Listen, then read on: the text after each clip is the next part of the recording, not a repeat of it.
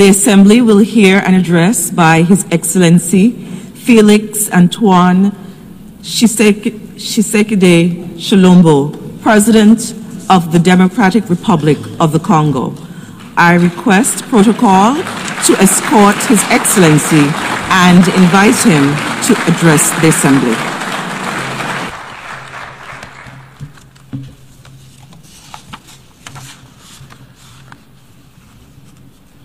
Madame la Présidente, Madam President, Secretary General,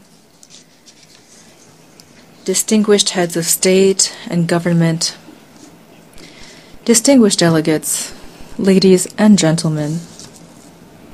At the outset, I would like to warmly congratulate Annalena Baerbock on her election as President of the 80th regular session of the General Assembly of the United Nations. Her leadership and her commitment to multilateralism will be crucial for the success of our work.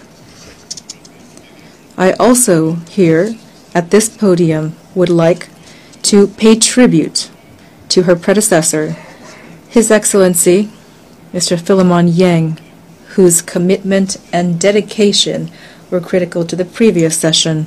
Lastly, I reaffirm my country's full trust in the actions of the Secretary General of the UN, Mr. Antonio Guterres, for his unwavering efforts to strengthen our organization and to promote solutions to the challenges threatening peace, security, and prosperity throughout the world, especially in the region of the Great Lakes of Africa, which includes the DRC.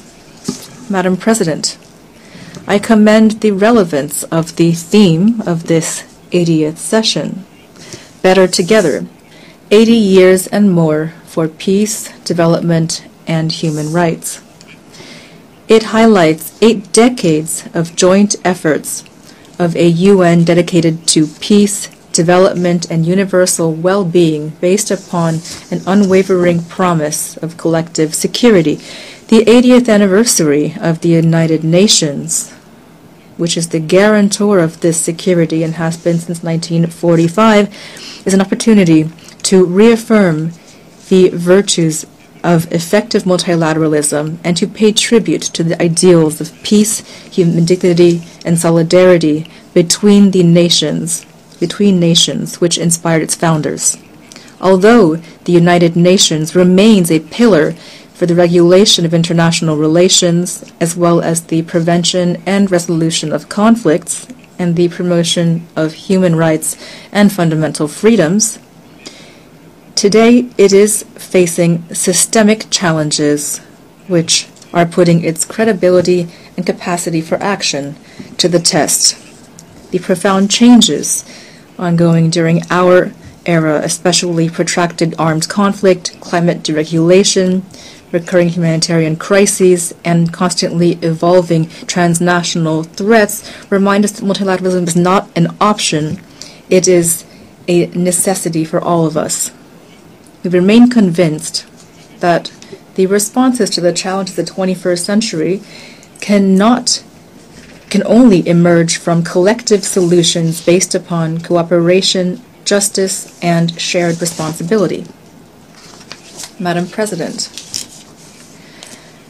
after its election in June, the DRC is preparing to sit as a non-permanent member on the Security Council for 2026-27. I, on behalf of my country, once again sincerely thank the member states for the trust and solidarity they've shown toward us. Our participation will be firmly constructive and holistic. It will be based on 2 indivisible priorities: peace and security on one hand, and prevention and resolution of conflict on the other. We also plan to actively contribute to the development and implementation of a new agenda for peace in order, through our capacity and our experience, to propel reforms of peacekeeping and peace-building operations, as well as the adaptation of the UN collective security system.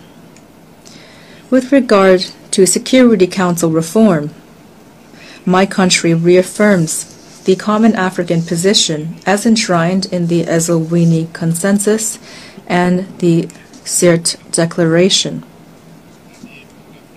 Africa must hold 2 additional seats in the non-permanent member category and 2 seats in the category of permanent members with the same rights, including veto rights, the same privileges and the same obligations as the current permanent members. With its 54 states and more than 1.2 billion inhabitants, Africa can no longer remain on the sidelines of decisions that concern international peace and international security.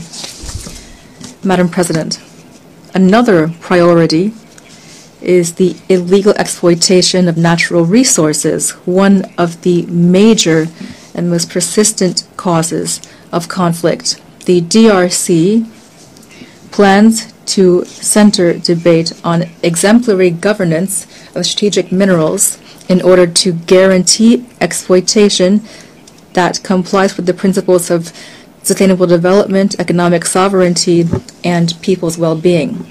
On a global scale, breaking the toxic link between profit for mining and financing non-state armed groups requires a comprehensive approach based on harmonizing rules of due diligence and traceability from mines to the consumer, the comprehensive transparency of supply chains and effective beneficiaries, independent mechanisms for oversight and audit, strengthened operational cooperation between customs, judicial, and financial authorities, targeted and effective sanctions against traffickers and their networks, and a staunch fight against corruption, supported by standards of good governance, public contracts, and the traceability of payments.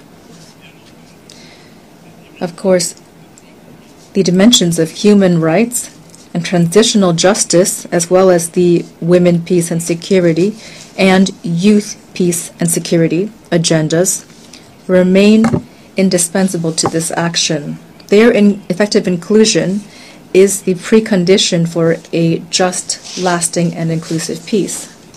Madam President, in the run-up to the establishment of the Independent Commission of Inquiry established by the UN Human Rights Council on the massacres perpetrated a few months ago by our assailants and their proxies in the east of my country, I solemnly call upon the international community.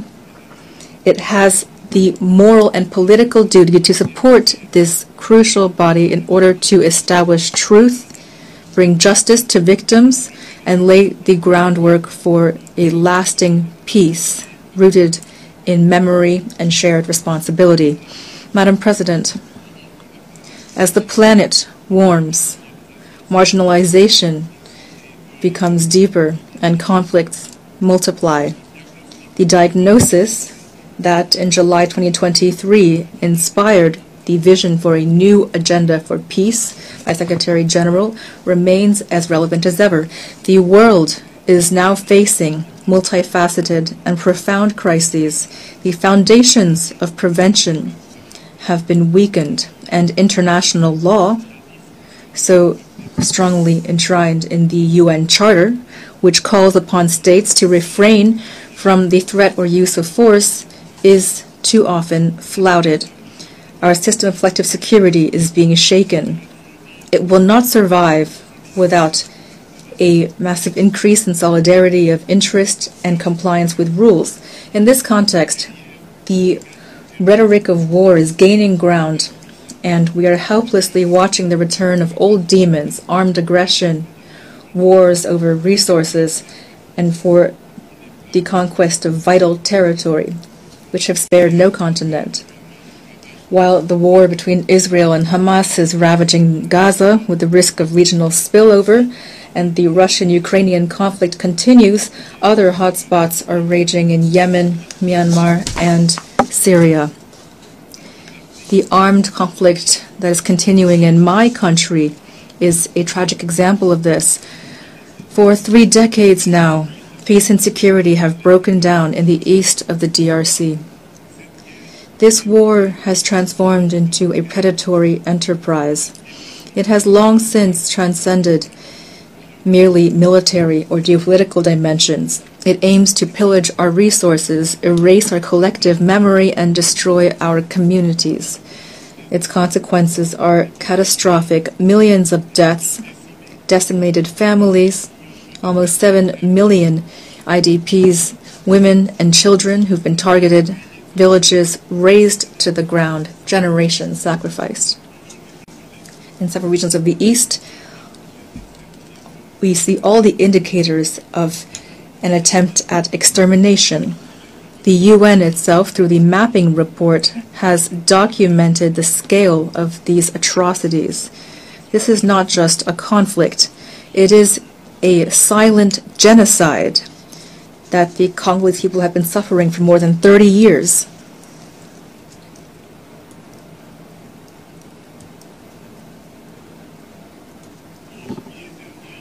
In July, more than 300 civilians, including 48 women and 19 children, were massacred in the territory of Rutshuru by the AFC and M23 with the support of the Rwandan Defense Forces. These crimes are not isolated incidents. They are part of a gruesome whole.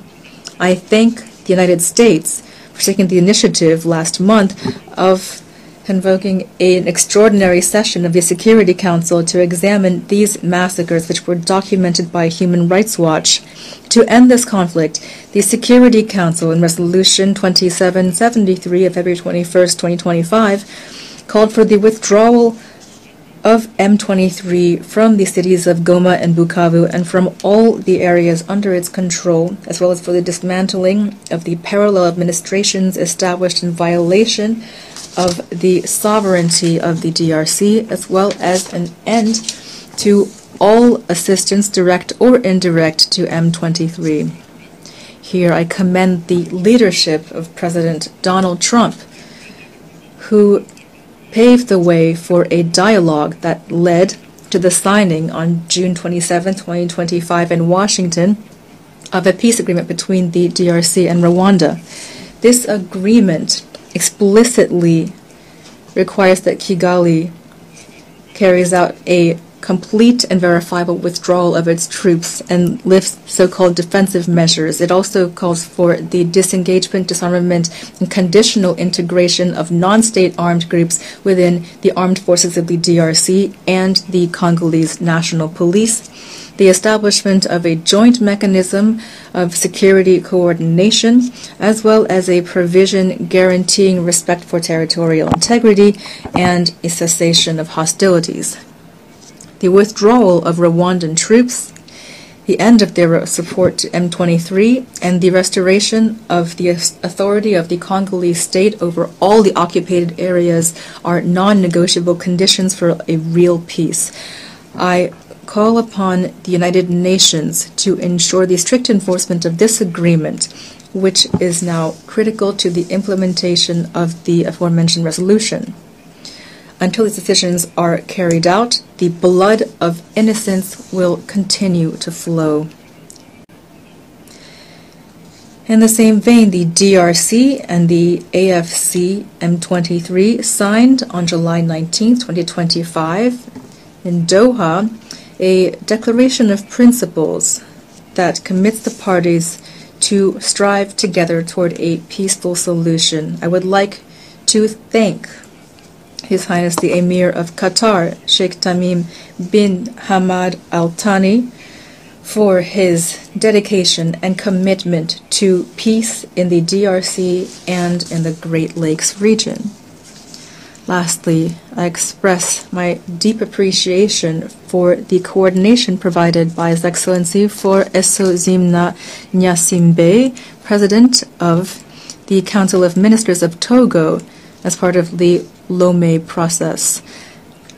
This dynamic emerges from the convergence of the efforts of the Luanda process, which have been constantly led by His Excellency João Manuel Gonçalves Lourenço, President of the Republic of Angola and acting President of the African Union, current President of the African Union, as well as the Nairobi process facilitated by His Excellency Uhuru Muigai Kenyatta, former President of the Republic of Kenya. Together, these initiatives have laid the groundwork for a unified mechanism of regional facilitation. This momentum is something we hope to maintain to preserve continental cohesion, strengthen coordination between African initiatives, and establish a harmonized framework for action in order to restore lasting peace to the east of the DRC. Our goal remains unchanged: to bring about just, lasting, and verifiable peace, not just an empty and ephemeral period of calm, which for almost 30 years now has too often disappointed our people. We expect that the international community to stand on the side of right with constancy and courage. That is how truth will win out over impunity, and that peace will become possible. Madam President, the diplomatic process being carried out with all parties to the conflict is in no way incompatible with justice and reparations. If the world still hesitates to put a name to our pain, well, we will not wait. We are the main witnesses of it. We will be those who bring about justice. But we need your solidarity, your support, as well as complete compliance with international law.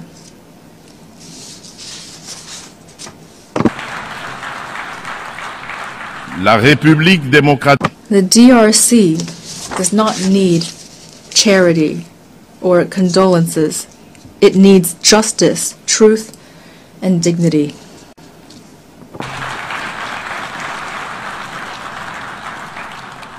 Notre pays. Our country is doing its part. We've signed peace agreements, agreed to dialogue, made commitments toward reconciliation. But a false peace based on impunity and forgetting is only a precarious truce. History will not judge our speeches, but our ability to recognize mass crimes, including genocide, and to end impunity.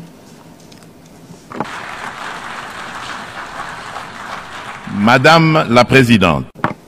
Madam President, the DRC is a country full of life, natural wealth, and human resilience. We want to contribute to global peace, but peace begins with recognition of our own tragedy. I solemnly call upon this Assembly to recognize the Congolese genocide, to support our battle for truth and justice, and to help us at last build lasting peace in the heart of Africa.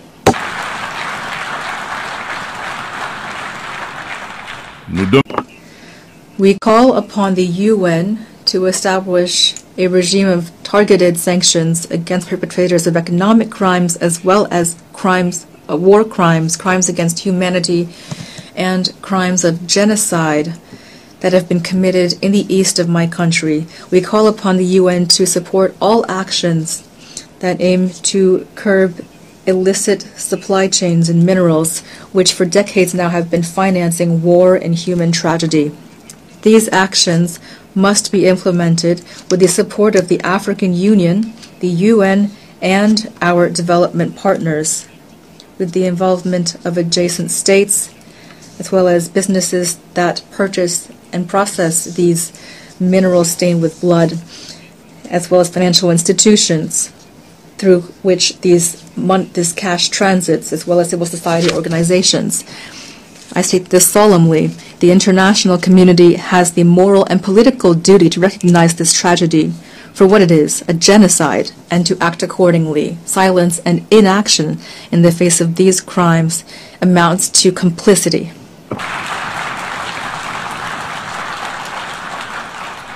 Nous demandons We call for the immediate establishment of an international commission of inquiry that is independent and sufficiently funded to establish truth, bring justice to victims, and break the cycle of impunity that has been fueling this tragedy for decades. Madam President, terrorism remains a serious threat to peace and international security. No region of the world has been spared.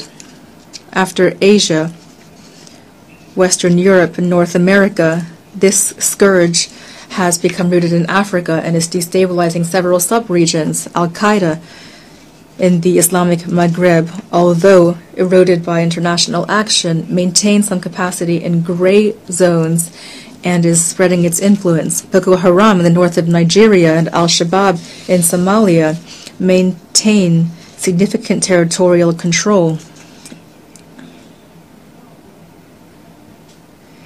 In Central Africa, after the devastation caused by the Lord's Resistance Army, or LRA, led by Joseph Kony, the northeast of the DRC is suffering under the Allied Democratic Forces, a Ugandan terrorist group that has sworn allegiance to the Islamic State. These extremist groups have left behind them in their wake a devastating toll of loss of human life and continue to threaten regional stability.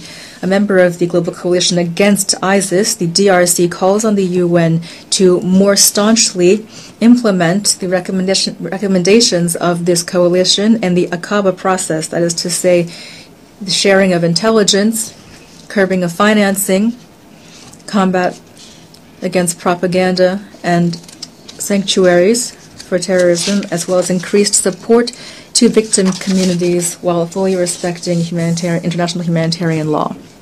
Madam President, as we face a climate crisis, the Paris Agreement remains a crucial legal framework for the accountability of states when it comes to emissions and adaptation to limit warming to 1.5 degrees Celsius. Thus, the DRC has adopted its National Adaptation Plan 2022-2026. We have committed to stopping and reversing deforestation and forest degradation, land degradation by 2031, while promoting sustainable development and inclusive rural transformation.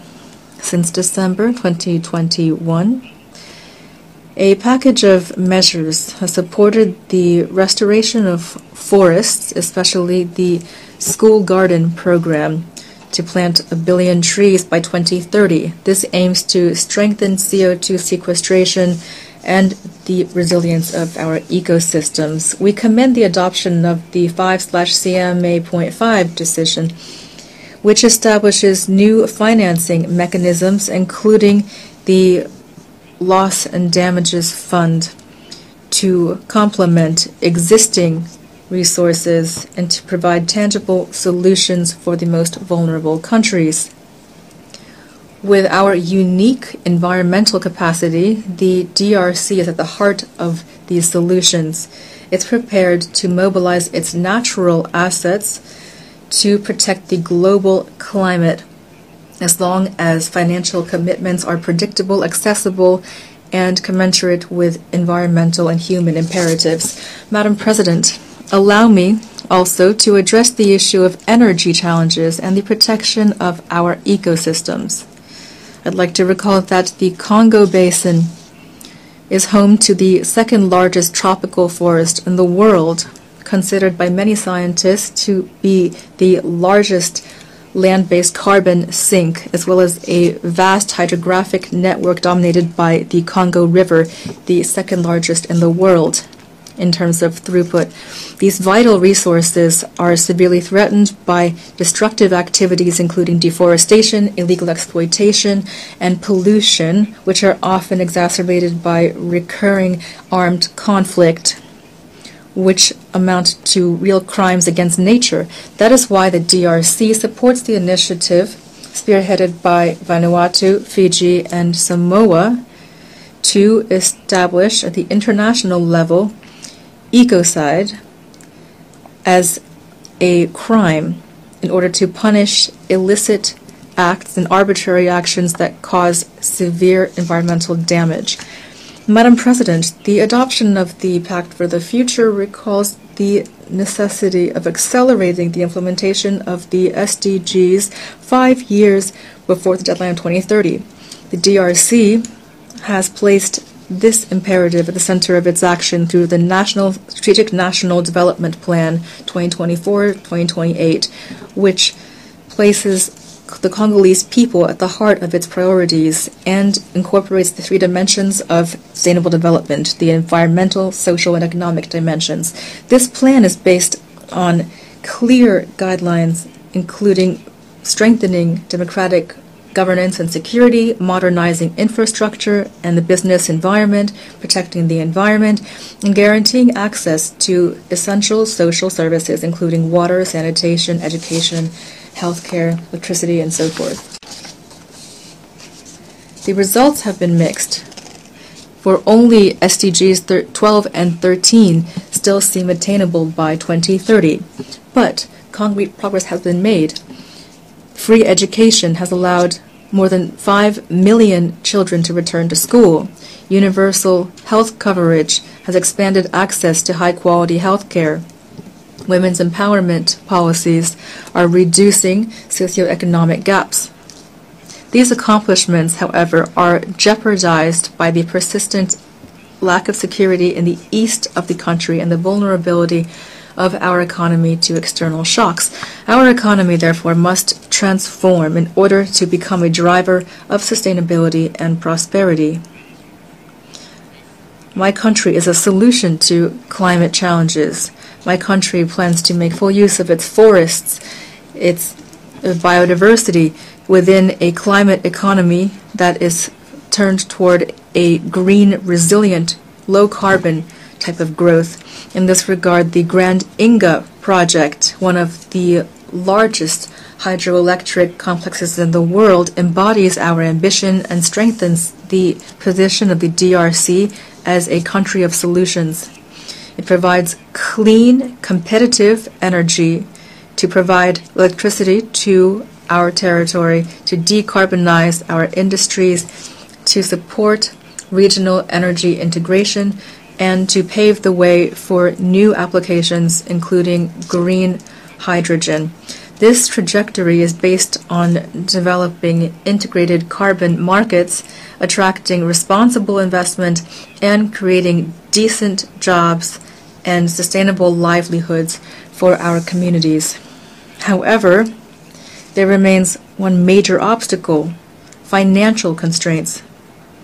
The growing burden of African public debt combined with illicit financial flows is reducing our room for maneuver. The additional needs for achieving the SDGs in Africa have been estimated at $1.6 trillion. At the same time, illicit capital flight is undermining our currency and our macroeconomic stability. Hence the need for urgent reform of the international financial architecture in order to guarantee that developing countries have fair and predictable access to concessional financing that is aligned with their national trajectories, including through a better channeling of special drawing rights, capitalization of multilateral development banks, as well as counter-cyclical cash flows and a strengthened fight against illicit flows. Madam President, since I took up my post in my country, the DRC, I have pushed for a new dynamic in public affairs that includes systematically the gender dimension at all levels to ensure heightened presence of women in decision-making bodies. For example, the percentage of women within the government has risen from 17% in 2019 to 32% in 2025.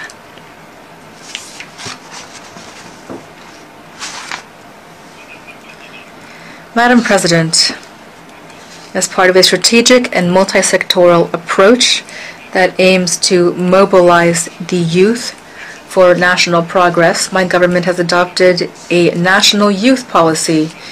This demonstrates the commitment of our state to ensure full participation of young people in the life of our nation, and that to make sure it is a priority, a cross-cutting priority associated with clear and measurable goals. Madam President, the DRC aspires toward peace, justice, and development. It is ready to take action alongside all of you for a UN that is stronger, more inclusive, and more just. With all of its human, natural, and strategic assets, my country plans to use them to build a better future, future generations, and for our common house, that is planet Earth. God bless humanity. May God bless us with the grace of a real lasting peace between all of the world's nations. Thank you. On behalf of the Assembly, I wish to thank the President of the Democratic Republic of the Congo,